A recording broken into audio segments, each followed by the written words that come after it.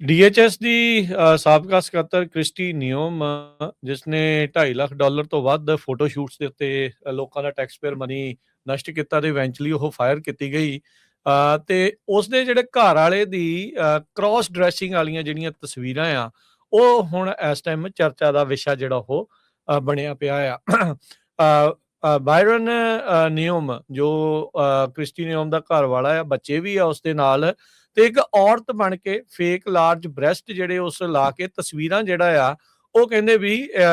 ਹੋਰ ਬੀਬੀਆਂ ਨੂੰ ਤੇ ਹੋਰ ਲੋਕਾਂ ਨੂੰ ਜਿਹੜਾ ਉਹ ਘੱਲਦਾ ਜਿਹੜਾ ਹੋ ਰਿਹਾ ਹੈਗਾ ਆ। ਸੋ ਇਹ ਉਹ ਲੋਕ ਆ ਜਿਹੜੇ ਦੇਖੋ ਆਪਣੇ ਆਪ ਨੂੰ ਬੜੇ ਕ੍ਰਿਸਚੀਅਨ ਵੈਲਿਊ ਵਾਲੇ, ਜਿਹੜੇ ਆਪਣੇ ਆਪ ਨੂੰ ਸ਼ੋਅ ਕਰਦੇ ਨੇ, ਤੇ ਅੰਦਰ ਖਾਤੇ ਦੇਖੋ ਕਿਸ ਤਰੀਕੇ ਦਾ ਜਿਹੜਾ ਉਹ ਗੰਦ ਆ ਉਹ ਨਾਲ ਦੇ ਨਾਲ ਜਿਹੜਾ ਉਹ ਚੱਲ ਰਿਹਾ ਹੁੰਦਾ ਆ। ਸੋ ਕ੍ਰਿਸਟੀ ਨਿਓਮ ਦਾ ਜਿਹੜਾ ਘਰ ਵਾਲਾ ਕ੍ਰਾਸ ਡਰੈਸਿੰਗ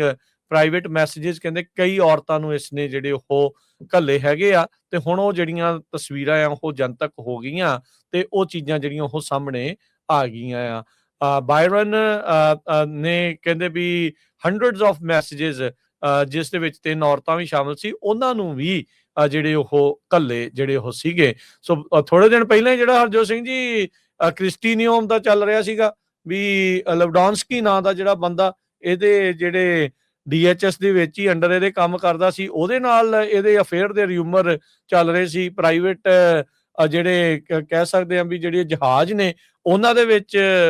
ਕਈ ਚੀਜ਼ਾਂ ਜਿਹੜੀਆਂ ਇਹਨਾਂ ਦੇ ਰਿਊਮਰਸ ਉਸਦੀਆਂ ਸਾਹਮਣੇ ਆਈਆਂ ਸੀਗੀਆਂ। ਹੁਣ ਕਹਿੰਦੀ ਵੀ ਬਲਾਈਂਡ ਸਾਈਡਡ ਆ, ਤੇ ਕਹਿੰਦੇ ਵੀ ਸਾਡੀ ਪਰਿਵਾਰ ਦੀ ਪ੍ਰਾਈਵੇਸੀ ਕਰਕੇ ਤੁਸੀਂ ਇਹ ਗੱਲਾਂ ਨਾ ਕਰੋ। ਟਰੰਪ ਉਹਨਾਂ ਨੇ ਟਿੱਪਣੀ ਕੀਤੀ, ਕਹਿੰਦਾ ਮੈਂ ਦੇਖਿਆ ਤੇ ਕੱਖ ਨਹੀਂ ਆ, ਪਰ I feel bad for the family.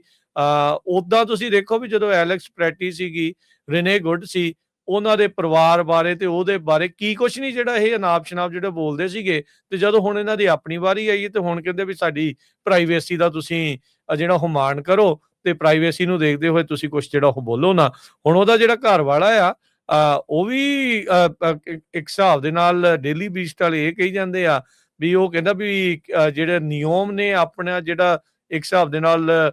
Plastic surgeries ਦੇ ਨਾਲ ਸਾਰਾ ਕੁਛ ਹੁਲੀਆ ਜਿਹੜਾ ਬਦਲਿਆ, ਤੇ ਜਿਸ ਤਰੀਕੇ ਦੇ ਨਾਲ ਉਸ ਨੂੰ ਬਾਰਬੀ ਵੀ ਕਹਿ ਦਿੱਤੇ ਜਾਂਦੇ ਸੀਗੇ, ਉਹ ਕ੍ਰਿਟਿਕਸ ਉਸ ਨੂੰ ਮੀਮ ਦੇ ਤੌਰ ਦੇ ਉੱਤੇ ਕਹਿੰਦੇ ਵੀ ਮੈਂ ਉਹਦੇ ਬਾਰੇ ਵੀ ਕਈ ਚੀਜ਼ਾਂ ਜਿਹੜੀਆਂ ਹੁਣ ਦੱਸ ਸਕਦਾ ਹੈਗਾ ਆ। ਕੌਰੀ ਲੈਵਡੌਂਸਕੀ ਦੇ ਨਾਲ ਹੀ ਜਿਹੜੇ ਇਸਦੇ ਅਫੇਅਰ ਦੇ ਰਿਊਮਰ ਆ, ਉਹ ਕ੍ਰਿਸਟੀ ਨਿਓਮ ਦੇ ਜਿਹੜੇ ਉਹ ਚੱਲ ਰਹੇ ਸੀਗੇ, ਪਰ ਉਹਦੇ ਘਰ ਵਾਲੇ ਦੀਆਂ ਇਦਾਂ ਦੀਆਂ ਤਸਵੀਰਾਂ ਸਾਹਮਣੇ ਆ ਜਾਣਗੀਆਂ ਕਿਸੇ ਨੂੰ ਚੇਤਾ ਨਹੀਂ ਸੀਗਾ, ਤੇ ਉਹਦੇ ਕਰਕੇ ਖਾਸਾ ਕਹਿ ਲਓ ਵੀ ਹਲਚਲ ਜਿਹੜੀ ਉਹ ਮਚ ਗਈ ਹੈਗੀ।